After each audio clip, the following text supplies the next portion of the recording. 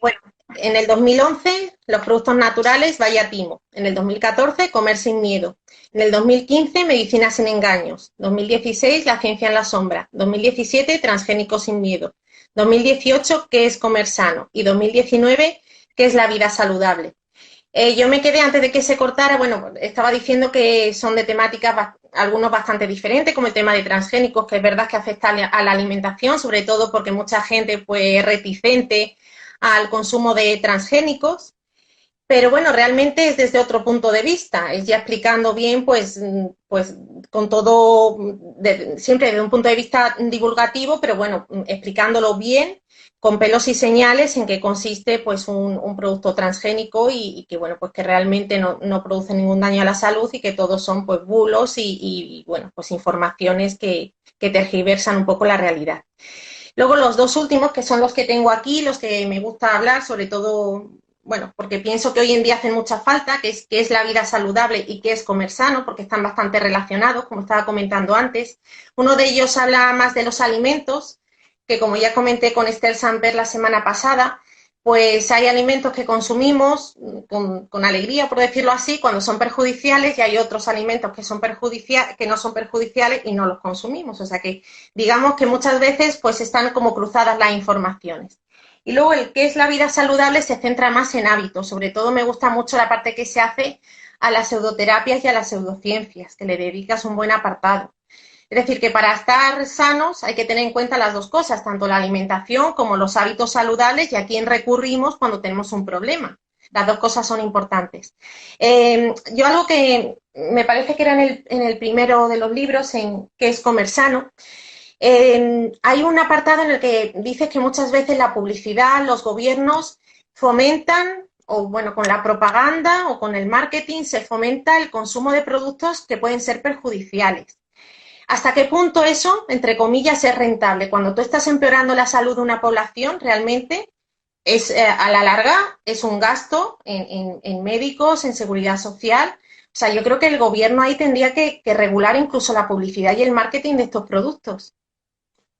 ¿Tú has visto algún gobierno que piense más allá de las próximas elecciones? Pero al fin y al cabo es como tirarse piedras a su propio tejado, porque al final es un gasto Pero también para el Estado. en general la política es cortoplacista. No va más allá de las últimas elecciones y el siguiente carré. Y hombre, esto no hace falta meterse en salud, solo hay que ver la política en educación, que cada dos por tres nos lo cambian todo. Entonces, a partir de aquí, cuando los gobiernos han metido nutrición, pues en algunos casos hay conflicto de interés en el sentido de que quieren apoyar a determinada industria y quizás por el apoyo en determinada industria el perjuicio es para la salud. Mm, Y España es un buen ejemplo de esto. Y ¿Cuántas hablando, campañas oficiales hemos visto apoyando bebidas alcohólicas? ¿O cuántas bebidas alcohólicas se venden con el sello del gobierno de España? o el tabaco. El tabaco por lo menos ya no se promociona, se autoriza. Pero yo digo promoción, es decir, que haya un ministerio que haga propaganda de determinados productos que como tienen alcohol no pueden ser considerados buenos para la salud. Ujú. Bueno, hablando de cortoplacista, pues un ejemplo lo tenemos con la ciencia. No conseguimos arrancar un poquito más de presupuestos para invertir en la ciencia, que por desgracia, como estamos viendo, pues necesita sus plazos para que pueda ejecutarse y tener resultados fiables y que sean útiles para la Hombre, sociedad. Bueno, yo llevamos 3 años con los presupuestos de Montoro, que creo que son los más recortados en ciencia que ha habido nunca, y aquí estamos esperando que salgan los proyectos del Plan Nacional del 2019. sí, O sí, sea que así nos movemos. efectivamente. Ahí hasta qué punto el formar, el divulgar, el transmitirle la importancia de la ciencia, de la cultura científica, de la cultura acerca de la salud, puede presionar y podemos cambiar las cosas. Ya si no las cambiamos desde arriba, cambiarlas desde abajo. A ver, vivimos en un país donde la gente sale a la calle si el equipo de su ciudad baja a segunda división, como pasó, como ha pasado muchos años en muchos sitios, pero cuando hay recortes en ciencia no salen a la calle. ¿Por qué? ¿Es culpa de la gente? Yo creo que no. Es culpa de los científicos que no sabemos explicar, que la gente no es consciente del efecto que van a tener sobre ellos los recortes en ciencia. Es decir, los gobiernos siempre recortan en ciencia porque saben que la gente no les va a montar manifestaciones. Y no les va a montar manifestaciones porque la gente no sabe el valor, no sabe que una inversión en ciencia en el fondo va a ser desarrollar aplicaciones que le van a hacer la vida más fácil, o va a ser innovar, hacer patentes, hacer que las industrias sean más fuertes y que haya más puestos de trabajo. De hecho, los países que más invierten en I+D son los países que más desarrollo económico tenemos. ¿Qué pasa? Pues España es un país que tradicionalmente nunca ha invertido en I+D. El resultado es que ahora lo hemos visto en época de la COVID. ¿Qué sector es el que más se ha movilizado y qué sector es el que más peso económico tiene? El de la hostelería, porque somos básicamente un país de servicios. Ujú. No somos un país de I+D, no somos un país de industria. Mientras no invertamos en I+D, continuaremos siendo un país de servicios. A ver, es muy honesto trabajar en la hostelería. A mí también me gusta salir a cenar fuera, ir de bares. Pero claro, es un sector terciario. Estás dependiendo de que los turistas sigan llegando. Estás dependiendo de que la gente tenga dinero para gastar. No es como un sector en el que tú produces y vendes, y si tu producto es bueno, no tienes que esperar a los turistas que vengan, que es lo que hacen los países que tienen una industria potente, como pueden ser ahora Japón, China o incluso Estados Unidos. Ujú. Entonces, la única forma de cambiar el modelo económico es tener una I+D propia que genere desarrollos tecnológicos que no tenga nadie, que es lo que hacen otros países. Ujú. Eso no se puede cambiar desde la escuela. O sea, a mí el otro día en otra entrevista otro autor se comentó que quizá también hay que meter bueno, la divulgación científica a nivel, no sí a lo mejor de colegios no porque son muy pequeños, pero sí de institutos. Yo, por ejemplo, he dirigido este año un TFG que iba sobre la resistencia a antibióticos y yo le he recomendado a mi alumna que leyera el libro de superbacterias. Digo, porque quería que tuviera esa visión de divulgación, de utilidad, de recopilación, o sea, que no se basara simplemente en una recopilación de datos científicos, sino que tuviera también y se empapara de la utilidad científica y ella supiera también comunicarla, no solamente se quedaran en hechos teóricos o en hechos, digamos, dentro de la universidad. Yo creo que en los institutos tenemos que acercarnos muchísimo más a ese tramo de edad porque creo que ellos son los que los que asimilan mejor la información, los que todavía no tienen una idea formada de las cosas. Yo he dado charlas en varios institutos y es increíble. O sea, tienen una aceptación muchísimo mayor que los adultos. O sea, vas a una charla de adultos y te cuestionan mucho más el tema de las vacunas, son mucho más reacios a ver esa información que la gente joven. Y pienso que es que a lo mejor también nos tenemos que abrir más a otro tipo de públicos. Bueno, yo creo que divulgar hay que divulgar para todos los públicos y siempre te sorprenden. Yo he estado en charlas en agrupaciones de la tercera edad o en universidades de mayores que se llaman. Uh He -huh. estado en charlas en colegios, he estado en charlas en institutos, en público en general, y te sorprenden siempre. Bueno, normalmente en las charlas de institutos ya estoy preparado. Normalmente siempre me acabo peleando con el de filosofía, que es ecologista, o el de biología. Pero bueno, llegar a ser divertido, ¿eh? Todo hay que decir. Y en las charlas de gente mayor, a ver, yo le recomendaría que tienes que tener ya mucho recorrido para dar una charla a gente mayor de un libro, por ejemplo, como el último, que es La vida saludable. Porque las preguntas se acaban convirtiendo en un consultorio. Es Es verdad. decir, Además, de repente, sí, sí, que además en la vida saludable, que aparte voy a leer el primer parrafito del libro que me ha gustado mucho, en la introducción que dices, la salud es el bien más preciado que hay. Ya sé que la famosa canción hablaba de salud, dinero y amor, pero ¿para qué te sirve tener mucho dinero si no puedes disfrutarlo por tus problemas de salud? ¿O puede haber algo más triste que haber encontrado al amor de tu vida y no poder disfrutar de una relación plena por culpa de la salud? Eh, que lo más importante en esta vida es la salud, eso sí que no es un mito, eso sí que es sí, un hecho porque contrastado. si no hay Y lo salud que no hay vida.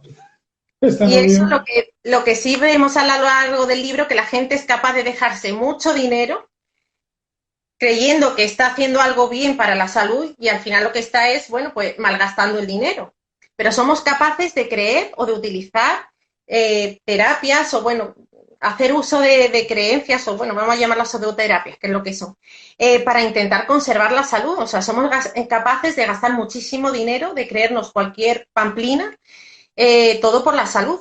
Y me gusta mucho la primera parte que habla, de la que hablas del coste de la oportunidad. Es decir, que muchas veces podemos perder el tiempo, pero es que muchas veces ese tiempo es oro, porque estamos quitándoselo a otras terapias que pueden ser, pues en plazos, por ejemplo, el tema del cáncer, el no llegar a tiempo puede ser algo muy, muy perjudicial para la salud.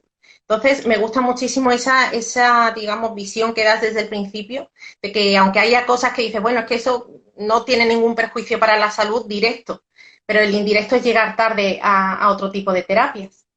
Ya, y luego está el tema de que no es algo raro. Si tú hablas con cualquier oncólogo, te dirá que todos los años pierde a 2 o 3 pacientes que se dejan la quimioterapia. Y a veces incluso pacientes que tienen un pronóstico bastante bueno. Es decir, que si siguieran el protocolo normal, lo más posible es que lo superaran. Pero no, prefieren tratarse con zumos, con azúcar y cosas de estas. Y claro, contra eso un médico está indefenso. No puede obligar a nadie a seguir el tratamiento. ¿Qué le lleva a la gente a abandonar algo que está avalado científicamente, que da buenos resultados? Que ahí están las cifras de que la gente, pues, hay casos que desgraciadamente se desencadenan con el fallecimiento, pero hay muchas personas que salvan la vida y al final tienen una vida normal. ¿Por qué les hace abandonar el tratamiento? Pues no hay una única causa. A veces es simplemente malos consejos, es decir, alguna persona cercana les aconseja mal aconsejados. A veces es un tema de postureo. Un postureo quiere decir que hay un pack ideológico que dentro de ese pack, que tiene varias cosas juntas, una es que la medicina oficial está en manos de las grandes corporaciones, es una estafa y tal, que esto lo estamos viendo ahora con los negacionistas de la COVID, ¿no? Que están utilizando este mismo argumentario. Entonces hay gente que compra ese argumentario y además lo cumple. Entonces ha dicho, normalmente los que venden este argumentario, cuando se ponen enfermos, van al médico de verdad. Tenemos el caso de Josep Pàmies, que está vendiendo plantas mágicas, está vendiendo MMS, que hay gente que se ha dejado tratamientos de cáncer por comprar sus plantas y se ha muerto, pero en cambio él tuvo un infarto y a la planta a la que acudió fue a la de cardiología del hospital. Esa fue la planta que le curó. No, no fue ninguna de las plantas que vende. Eh, pero curiosamente él lo sabe, pero la gente a la que embauca no lo sabe y entonces se lo cree y se va hasta el final. Y luego también puede ser por desconocimiento, por pensarte que una terapia es igual de válida que la otra. Y claro, tienen argumentos. Porque si tú vas a un colegio médico y ves sección de fitoterapia, acupuntura y homeopatía en un colegio médicos, dices, pues esto es tan bueno como lo otro. Mi médico está colegiado y pertenece a esa sección del colegio médicos. Pues claro, a partir de ahí. También aprovecho para decir que nos pueden hacer preguntas a través del chat de Instagram. Rocío, por ejemplo, nos pregunta que cómo podríamos bajar este número de negacionistas que hay hoy en día. Pues dando buena información y sobre todo dando información transparente. Ya hemos visto que con el tema de la COVID, el gobierno, la forma que ha tenido de comunicar ha sido muy mejorable. Muy, muy mejorable. Tanto que ha acabado hasta pidiendo ayuda a la gente de la divulgación científica para el tema del radar COVID y todo esto. Yo creo que una buena estrategia de comunicación por parte de organismos oficiales y sobre todo la gente sepa qué información es buena y qué no, porque es que a veces da un poco de miedo que una revista publicó un índice de fiabilidad de la información que hay en la red y curiosamente las webs que salían como información basura eran webs dedicadas a la salud. Esto se hizo en Estados Unidos, era Mercola, pero da igual, aquí en España tenemos Discovery Salud, que yo le recomiendo a cualquiera que coja, por ejemplo, se vaya a la hemeroteca, coja los números de Discovery Salud y diga, a ver, ¿cuál es la cura del cáncer? Porque en cada número publican una diferente. Y luego en el siguiente publican que el cáncer no existe. Hombre, lo normal es que la información tenga coherencia entre ella misma, pero es que ni siquiera eso.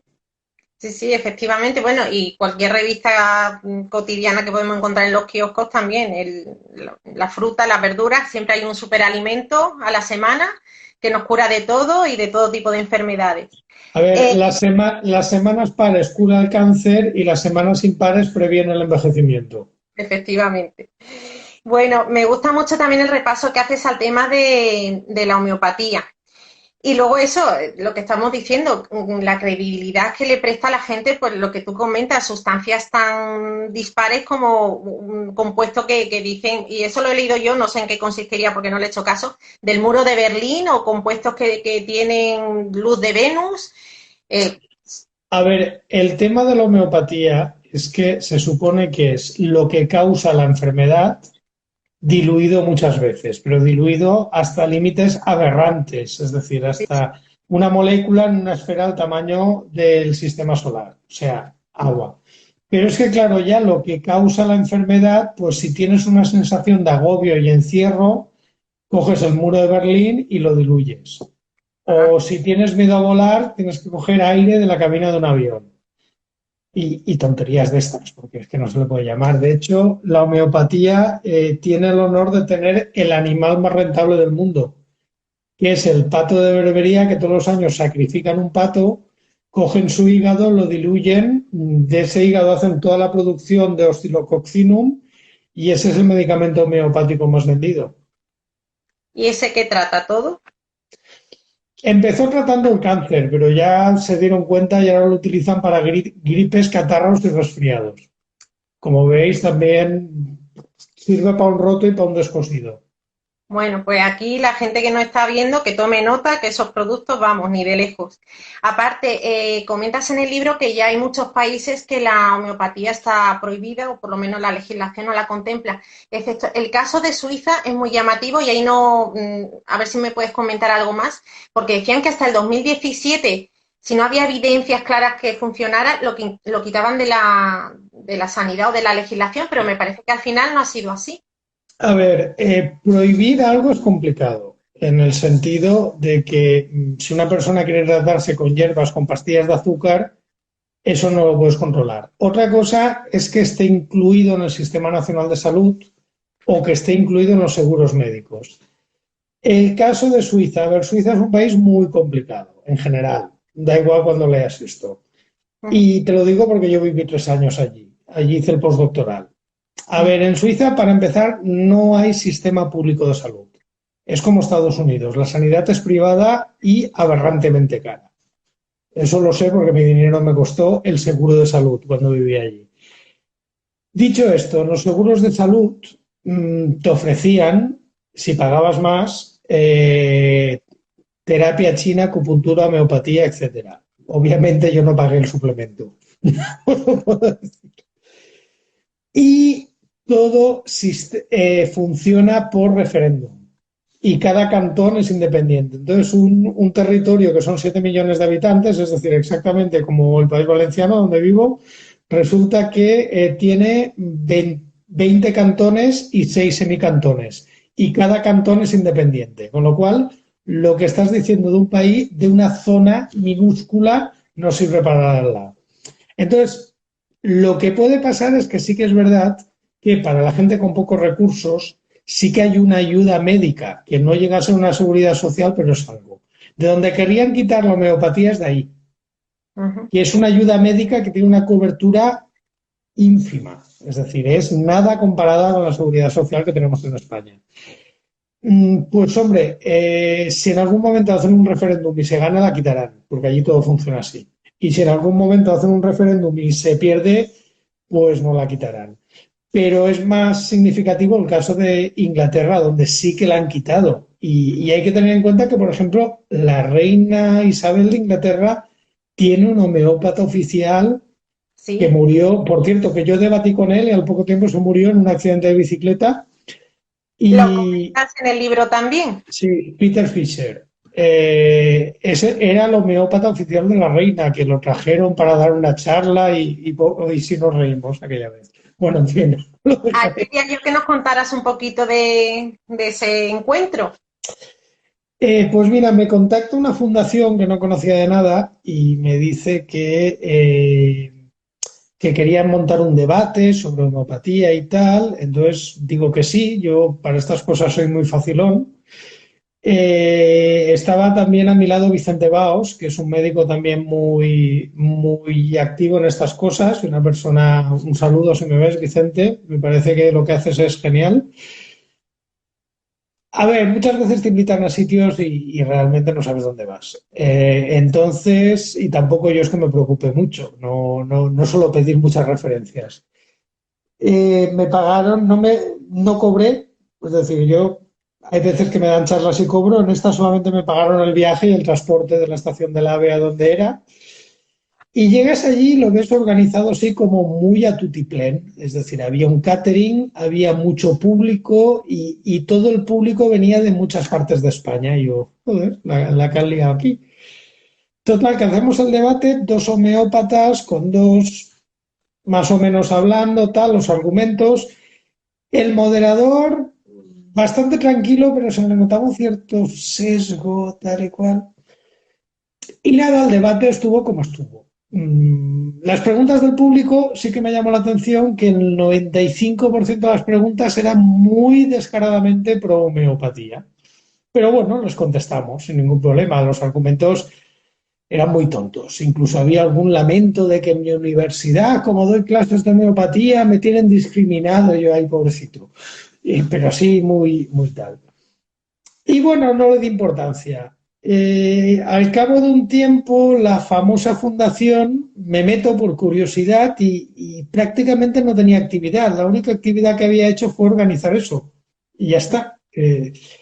Y luego ya al cabo de mucho tiempo, cuando salió la auditoría de la mayor empresa de homeopatía, pues resulta que todo aquello había estado organizado por una empresa de homeopatía como una forma de lavado de cara. A ver, no estoy orgulloso de participar. Pero bueno, curiosamente, sí que había bastante cobertura mediática porque invitaron a casi todos y el titular que se dio era una frase que había dicho yo que venía a decir algo así como la homeopatía no es seria, es un cachondeo. Creo que era que cuando un fármaco es efectivo, primero hacer los ensayos y luego lo vendes. La homeopatía funciona al revés, primero lo vendes y luego a ver si A funciona. ver si funciona. Con lo cual, lo que se gastaron, que creo fue de 18.000 o 20.000 euros, que a mí no me tocó ni un duro, insisto, lo que se gastaron al final sirvió. Si querían hacer publicidad, pues yo creo que se la fastidié, porque digamos que la frase de titular se la di yo y no era el que ellos hubieran elegido. Bueno, por eso, bueno, creo que merece la pena participar en este tipo de cosas. Luego hay que también tener eso, mucha paciencia y no desgastarse porque es un esfuerzo todos los días. Por más que uno intente explicar las cosas, hacerlo sencillo, pues muchas veces las respuestas, pues sobre todo ahora con las redes sociales, pues un poco desmotivan y desilusionan y uno pues deja de tener ganas de seguir explicando y por eso vamos, yo pienso que tiene muchísimo mérito seguir ahí al pie de camión. Además yo te A veo en ver, Twitter, responden muchísimo, aclaras muchísimas dudas, vamos, muchísimos divulgadores lo hacen y vamos, es encomiable porque es verdad que desgasta mucho. cuando has tenido que salir de una charla y pasarte una tarde escoltado con dos guardaespaldas, ya digamos que lo relativizas todo mucho. ¿Qué quieres que te diga? Pues sí, la verdad es que hay ciertos temas que es complicado. Mulet, también me ha llamado la atención, por ejemplo, el tema de las flores de Bach, que hay un enfrentamiento también con los homeópatas. Esto es un truco. Si alguna vez hacéis un debate con un homeópata profesional, es decir, que vive de esto, primera, que sepáis que no se lo cree. Y esto lo sé porque algunos me lo han llegado a decir. Y segunda, su nicho de mercado, digamos que está muy disputado con los de las flores de Bach, que a ver, si la homeopatía se la inventa Hahnemann, Bach fue un señor que 100 años después dijo, pa' listos yo, y hizo su propia versión de la homeopatía, que es algo parecido a lo que pasa con la acupuntura y el Reiki, ¿no? Que la base filosófica es muy parecida, solo que unos utilizan agujas y los otros pases de manos, pero viene a ser lo mismo. Entonces, las flores de Bach simplemente es la misma idea que la homeopatía, solo que en vez de partir de muro de Berlín, de patos y tal, parten de flores. Las diluyen y las maceran en brandy. Eso es muy importante, que sea brandy. Lo que pasa es que luego lo diluyen tanto que del brandy ni te enteras. No queda Pero es nada. exactamente la misma historia. ¿Qué pasa? Que para una empresa de homeopatía, una empresa de flores de Bach es una competencia absolutamente directa. Y entonces, claro, la va a poner verde. Yo cuando en un debate con unos homeópatas alguien ha sacado el tema de las flores de Bach, ha habido que aguantar al homeópata para que no le pegara. Una cosa así. Aparte, bueno, en el libro también comentas otras muchas prácticas, por ejemplo, ahora una que se ha puesto de moda hace poco porque salió un futbolista en las redes sociales, creo que fue Benzema, la técnica del cupping me parece que era, que es aplicar como unas presiones en la espalda. Vamos, yo no tenía idea de No, esa no es práctica, la la, leí en tu libro. no es la de las ventosas, el capping. La de las Sí, esa, ventosas. sí, Michael Phelps, el nadador, entre otros. sí, pues hace Ese, poquito, hace unos días salió Benzema, creo que era, si no que me corrijan alguien sí, ahí en el chat, salió también con las marcas en la espalda, yo no conocía esa técnica, pero vale. a la vez salieron otros divulgadores poniendo imágenes de personas que se habían realmente destrozado la espalda con, bueno, con el tratamiento ese de ventosa y no sé si también tiene un tratamiento de calor, pero desde luego, Sí, a ver, para que el tratamiento funcione, lo que tienes que hacer es meter aire caliente en la ventosa para que luego cuando el aire esté por el frío se contrae, es cuando hace el efecto ventosa y chupa. A ver, el cupping tiene una cosa muy divertida, que es la historia. El cupping se asume que es medicina tradicional china. No, no lo es. Originalmente es medicina unani, que es la medicina tradicional propia de Persia y de los musulmanes de la India, que es una uh-huh. medicina también milenaria, no tiene nada que ver con la ayurvédica, que era la propia de los hindúes. Curiosamente estoy hablando de religiones, yo creo que ya es por donde va. Pero es que lo más divertido, de la misma forma que ahora aquí nos atrae la medicina china o la medicina ayurvédica porque tiene el punto ese de exotismo, eso ha pasado siempre. Siempre parecía que el médico de lejos era mejor que el médico de aquí. Entonces, ¿qué pasa? Pues en la época de la Grecia clásica, pues había gente que viajaba y había gente que iba a la ruta de la seda y todo esto. Bueno, la ruta de la seda es posterior, pero bueno, habían contactos culturales. A ver, Alejandro Magno intentó conquistar Persia y todo eso. Esos contactos se mantuvieron ya luego durante la Edad Media y todo esto, durante más de 1000 años. ¿Qué pasa? Grecia seguía siendo la cuna de la cultura. La medicina griega era el sistema hipocrático de los cuatro humores que cuando estabas mal, ¿qué te hacían? Te aplicaban sangrías, te hacían vomitar, te aplicaban lavativas para equilibrar esos humores. Pues una forma de aplicar las sangrías era con ventosas. ¿Por qué? Porque te hacían un corte pequeño, te ponían la ventosa y eso te hacía sangrar. Bueno, pues en la Persia antigua, la medicina que venía de Grecia, que era donde vivía Hipócrates, se consideraba lo mejor de lo mejor. Entonces los médicos persas querían hacer medicina como los griegos.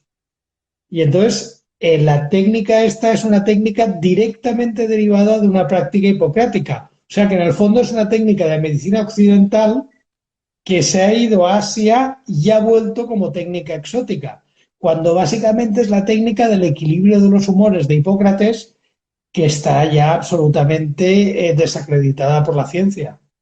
Uh-huh. En el libro también hablas de la vuelta al mundo en 80 medicinas, que hablas de un montón de técnicas y parecidas a esta. Por ejemplo, el tema de la acupuntura, que bueno, como tú comentas, puede tener un cierto efecto. Lo que, bueno, vamos, me ha gustado mucho la comparación que dice, las personas que van a las sesiones de acupuntura pues son muy diferentes y siempre parece que el acupuntor acierta con los puntos en los que tiene que poner la aguja. Sí, Y sí, no falla ni uno. no falla ninguna, vamos, ni el mejor Mm, experto en anatomía puede mm. competir. Y ahí sí parece, bueno, ahí he visto yo mucha, bueno, hay gente que dice que sí, que la acupuntura tiene efecto, y tú la única apreciación que haces positiva es que, bueno, que al pinchar, pues los nervios como que, digamos, el dolor en vez de concentrarse en una zona, pues empieza a dispersarse un poco. Sin embargo, la acupuntura no solamente se hace para el tratamiento del dolor, sino ahora ya se aplica también para quitar adicciones. O sea, ¿qué parte hay que puede ser decir, bueno, pues a lo mejor si te duele en un punto y te aplican acupuntura, pues bueno, puedes reducir el dolor y hasta qué punto ya se aprovechan a lo mejor de esa pequeña utilidad que tiene ya para aplicarlo a otras cosas que no tienen nada que ver. Eso es muy típico de las pseudoterapias. Incluso pasa con pseudoterapias que no parecen pseudoterapias. Hace poco me invitaron a dar una conferencia de la Asociación de Traumatólogos de aquí de Valencia y en el campo de la traumatología, sobre todo en el campo de la recuperación de lesiones, hay muchas prácticas como el tratamiento con células madre, el uso de factores de crecimiento, la terapia de plaquetas, que se ha visto igual una efectividad por un ensayo en un caso concreto y de repente la están utilizando en pacientes o en temas que no tienen nada que ver. Entonces, claro, eso es pseudomedicina también, aunque te la den en un hospital y parezca que sea medicina, porque no hay ningún dato que lo vale.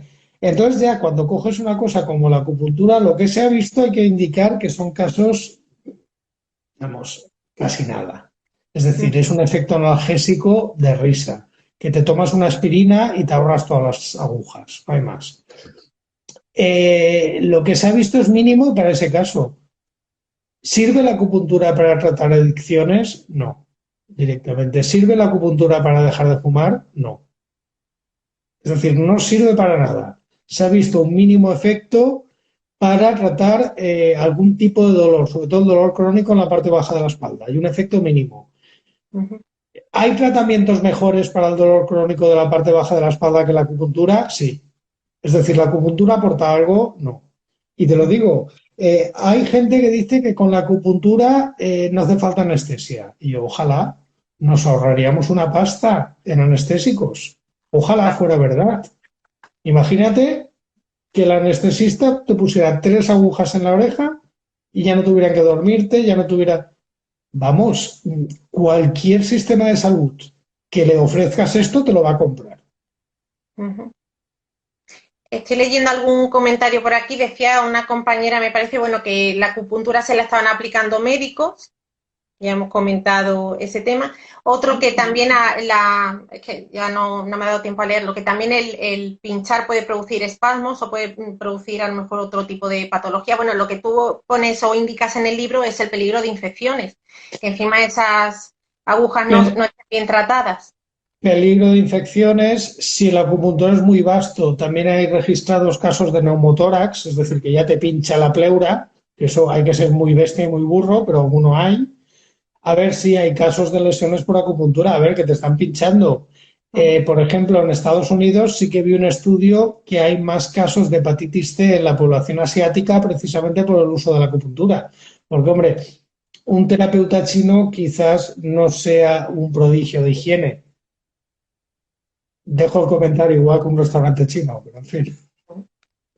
Muy bien. Me gustaría también hacer mención al tema de las radiaciones, que lo comentas un poquito al final. Hablas de, bueno, pues y todavía se sigue escuchando, pues del peligro que podía tener estar cerca de una antena de teléfono o, bueno, de antenas en general o la radiación que puede emitir el teléfono móvil. Y ahora también parece que se une la moda del 5G, que además también ahora hoy en día es capaz de transmitir el virus. Sí, la verdad es que siempre que ha habido un avance tecnológico, ha habido gente que ha dicho que era lo peor. Y de hecho eso pasó cuando se electrificaron las ciudades, que de repente decían que iban a meternos enfermedades por la luz eléctrica. Aquí estamos esperando que hayan enfermedades. Bueno, sí, la alteración de los ritmos circodía y que hemos perdido cielo nocturno. Que eso no es una enfermedad, pero jode mucho, hay que decirlo. Pero siempre, cuando las primeras vacunas decían que la gente se convertiría en vaca, porque le estaban inyectando suero de vaca. Y así con todo, es decir, siempre hay gente que se ha opuesto a cualquier avance. Y no hace falta irse tan lejos. A ver, ¿a cuánta gente conocéis que hace 10 años decía que no tendría nunca móvil? Que no le hacía falta, que era de pijos. Esa misma gente que hoy les ha enviado 4 tonterías por WhatsApp, los mismos. Hace 20 años, ¿cuánta gente decía que nunca se conectaría a Internet? porque era propiedad del gobierno de Estados Unidos. Seguro que conocíais a alguien que decía eso. Pues es lo que hay. Es que es ley de vida. La resistencia al cambio, que se llama en marketing. Sí, que luego al final luego son los que se convierten y son los más pesados. Normalmente la gente más resistente luego es la más apóstol. Mira San Pablo. Sí, sí, totalmente, estoy de acuerdo. Luego, también comentas el tema de la sensibilidad a productos químicos y a la electricidad, me parece. Se consideran como enfermedades psicosomáticas. De momento sí, y no tenemos ninguna prueba en contra. Y mira que se han hecho pruebas y ensayos. ¿Sería diferente a los síntomas que tiene la gente con la radiación? ¿O lo de la radiación no aparece ningún síntoma físico, pero en el tema a lo mejor de los productos químicos sí? A ver, si la radiación es radiación ionizante, ya te digo yo que no es psicosomático. Es decir, si estás mucho tiempo bajo la luz del sol, bueno, esta no es ionizante, pero tiene una parte de ultravioleta. Pero si estás, por ejemplo, expuesto a rayos X, te digo que eso no es psicosomático, porque esa radiación sí que es peligrosa. No, no me refiero a la inocua, a la de los Pero el móviles. tema de la gente que dice que es alérgica al wifi, todo esto, se han hecho pruebas y se les ha puesto wifis trucados donde tenían el piloto parpadeando, pero realmente no eran wifis, no estaban emitiendo nada. Igual que con la gente que tiene sensibilidad química múltiple, se le han puesto diferentes productos que básicamente todos eran agua y ha manifestado los síntomas, con lo cual es psicosomático. ¿Por qué? Porque, a ver, si algo no puede interaccionar contigo, no puede producir un efecto físico. Si nosotros pudiéramos detectar la wifi, pero para empezar no podemos detectarla. Vale, eso no quiere decir nada. Los rayos X tampoco los detectamos. Pero a ver, si a ti te ponen bajo un rayo X, en 2 minutos empiezas a tener calor y en 3 minutos ya te ha hecho una quemadura. El wifi en casa lo tenemos enchufado todos los días a toda hora. ¿Qué síntomas hay? Ujú, ninguno. Claro, pero por ejemplo, la gente que está con los móviles dice que sí produce de jaquecas, dolores de cabeza, Hombre, entonces se si puede estás todo el tiempo considerar mirando también la como algo pantalla, al final te psicosomático. duele la cabeza, pero eso sal del No, Twitter, no, hombre. por tenerlo presente, no por hablar. Entonces, ¿hasta qué punto puede ser, pues, ideas o creencias que tienen ellos a que se convierta también en una enfermedad psicosomática y catalogarla como con el resto de productos? Psicosomática. De momento no tenemos ninguna evidencia de que sea psicosomática. Otra cosa es que a veces, sobre todo con la sensibilidad química múltiple, se ha convertido un poco en un cajón desastre. Es decir, que ahí envían a mucha gente que no saben qué decirla. Probablemente dentro de los que están diagnosticados con sensibilidad química múltiple haya alguna alergia a algo desconocido, Ujú, alguna alergia rara, porque de las alergias tampoco sabemos mucho. Es ujú, decir, yo estoy seguro que hay gente diagnosticada con SQM que lo que tiene es una alergia y que está mal diagnosticada. Pero una alergia no a todo, sino a algo concreto. El problema es que ese algo concreto no han sabido encontrar. ujú. Y en el caso de la gente de la sensibilidad a radiaciones, pues en la mayoría de los casos es psicosomática y en otros casos también puede ser. No sé, tú imagínate que piensas que es el wifi cuando llegas a casa lo que te pone mal. Pero imagínate que en esa casa, por ejemplo, es una casa antigua y han utilizado una pintura con algún compuesto como puede ser arsénico o plomo que te produce reacción. Ujú. Quizás tú estés echando la culpa al wifi y quizás no sea eso. Claro, es lo más probable que tenga, si hay una sintomatología real, pues que la causa sea otra cosa. También antes, vamos ya, bueno, como además hemos empezado un poquito más tarde, pero bueno, no quiero alargar tampoco mucho, que ya es tarde, quería también hacer algunas preguntas sobre el libro que es Comer Sano.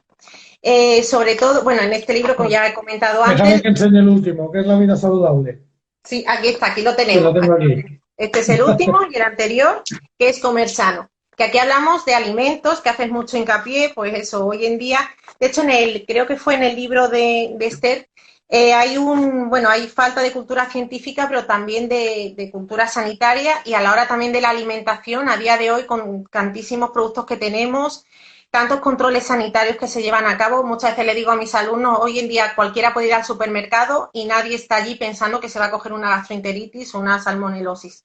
Tenemos, yo creo que uno de los mejores sistemas de control de calidad de los alimentos, y uno lee este libro y no se puede creer las cosas que todavía puede llegar a pensar la gente. O sea, de alimentos peligrosos que no lo son, de alimentos que a lo mejor tienen un determinado código y ya piensan que es un veneno que está, bueno, oculto en esas siglas, y luego cosas que realmente son peligrosas. Bueno, pues parece que como tradicionalmente, pues el tema del vino que lo comentas, que es bueno tomar una copita de vino al día porque se ha visto que tiene un efecto antioxidante. Bueno, pues lo que tú comentas, tiene alcohol. El efecto beneficioso, junto con el alcohol, pues al final hace que el vino no sea beneficioso, y sin embargo se sigue tomando vino. Entonces, bueno, me gustaría, hay una anécdota que tienes, que no quiero dejar pasar, que es cuando te hicieron una entrevista en la radio y te preguntaron por las grasas trans y te hablaron de transgénicos.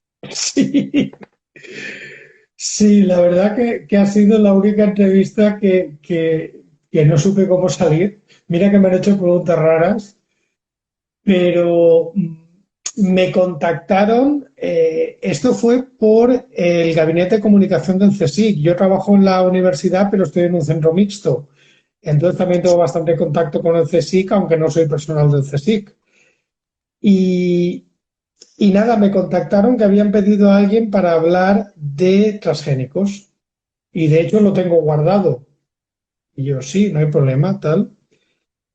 Y me dicen, es por el cambio de legislación. Curiosamente, había habido una sentencia recientemente sobre el tema de transgénicos en Francia.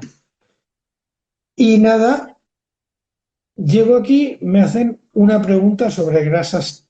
Me preguntan sobre el cambio de legislación. Entonces yo empiezo a hablar un poco de transgénicos. Y dicen, pero lo de las grasas trans, el cambio, y por suerte había leído algo, pero así muy de pasada en los titulares de los periódicos que lo mencionaba. Y yo, sí, tal. Entonces me hacen una segunda pregunta, una tercera pregunta, una cuarta pregunta. Por supuesto, yo de grasas trans sé lo que puede saber cualquiera. No me había leído nada, y claro, en esas cuatro preguntas ya había condensado todo lo que podía decir de grasas trans. Y claro, la periodista insistía y al final dije, no, mire, es que aquí me han llamado para hablar de transgénicos, yo de grasas trans llego hasta aquí, más no sé. Y esto fue en directo en el programa de la noche de Onda Cero, o sea que nos escucharían nada más que 200.000 o 300.000 personas. Y nada, la periodista se dio cuenta y me hizo dos preguntas de transgénicos y me cortó rápido, vamos, me dio puerta porque no podíamos hacer otra cosa en esas circunstancias. Pero luego me volvió a pasar que me volvió, además también otra vez el Gabinete de Comunicación del CSIC, que nos han pedido una entrevista sobre transgénicos. Esta vez era para unos estudiantes que estaban haciendo un reportaje y digo, vale, cojo el teléfono, ¿qué opina usted de la homeopatía? Y yo, está aquí por lo menos no lo sabía más, pero digo, jolín, a mí es que me han visto ya cada transgénico. Automáticamente cuando ven mi avatar y empiezan a teclear, ya sin darse cuenta ponen transgénico, debe de ser. No, pero bueno, también hoy no nos da tiempo, no nos daba tiempo a comentar todos los libros, por eso me he centrado en los dos últimos. Quiero, bueno, hablar un poquito más de los contenidos que hay en este libro, porque hablas muy importante de un tema que hace unos años, parece que ahora ya no se oye hablar tanto del tema de la leche cruda, que hace unos años, creo que hace 2 o 3, se empezó a poner de moda, incluso querían 2 años, 2018, el verano del 2018. Querían poner hasta dispensadores de leche cruda en ciertas ciudades. Pues se lo refleja muy bien el problema que eso conlleva, que hoy en día, bueno, pues siempre la gente un poco se excusa en el que al final cualquier alimento que ha sido procesado pierde el sabor, pierde propiedades, pero la gente no es consciente de que ganamos en salud. Y el tema de la leche, tomar leche cruda es volver a siglos atrás, a volver a tener enfermedades, infecciones que hoy en día ni se nos pasan por la cabeza. Y haces un comentario, porque fue, no recuerdo ahora mismo en qué página está, que hubo una reunión no sé si fue en Estados Unidos, para promover el consumo de leche cruda y acabaron intoxicados todos los participantes. Concretamente, el estado de Virginia Occidental, que es un estado bastante rural, con mucha industria láctea, aprobó la ley que permitía comercializar leche cruda. Los diputados que habían estado implicados en esa ley lo celebraron bebiendo leche cruda y acabaron todos intoxicados. Aquí en España hubo mucha polémica por el tema de que Cataluña permitió vender leche cruda directamente a los productores. Eh, Como siempre pasa en España, acabó el tema politizándose porque esto lo habían promovido mucho los partidos independentistas por el tema de que tenían mucho apoyo en el grupo rural y tal, y se dijo, a ver, ojo, la diferencia de la ley de Cataluña era que permitía directamente a los productores venderlos. Pero es que en otras partes de España, como en Galicia, ya se estaba haciendo desde hace mucho tiempo. La única diferencia es que el productor, es decir, el señor que tenía la granja, lo único que tenía que hacerse es darse de alta en el IAE también como distribuidor Ujú. y ya podía vender la leche que producía el cruda. O sea que era un tema legal. Simplemente lo que hacía Cataluña era ponerlo más fácil. Pero se estaba vendiendo leche cruda desde hacía mucho tiempo. No está pasando mucho porque es minoritario. Es decir, cualquier persona con dos dedos de frente, él compra leche cruda una vez, pero claro, la compras y al día siguiente ya está mala y encima te la vas a tomar porque es lo que pasa, tardan nada en hacerse mala. Si la pasteurizada ya se hace mala enseguida y está tratada, imagínate la cruda.